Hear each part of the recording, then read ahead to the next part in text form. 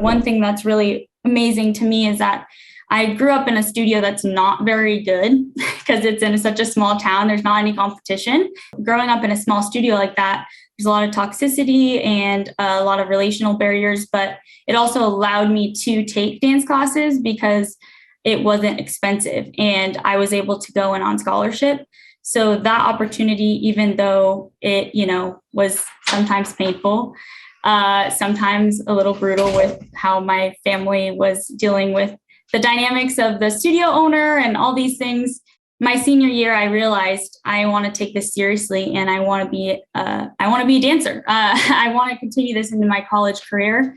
And if I'm going to take this seriously, I need to get better training. And so I ended up actually driving to Hood River every 2 times a week after my normal practices, whether that was like dance or track or cheer. But I went there and I was actually really embarrassed because I didn't have a lot of the technical skills.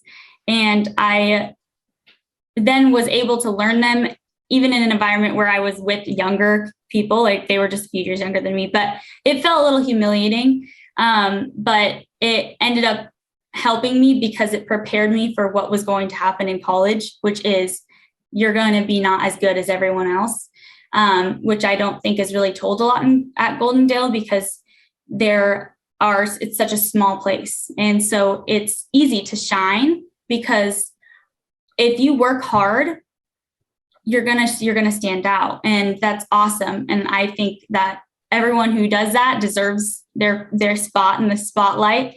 But then when you get to college, sometimes you realize that there's a lot of really brilliant people in this world that deserve a spot too. And so I think that first, my senior year kind of preemptively moved me into what was going to be maybe some disappointment, but also a lot of success in my college career.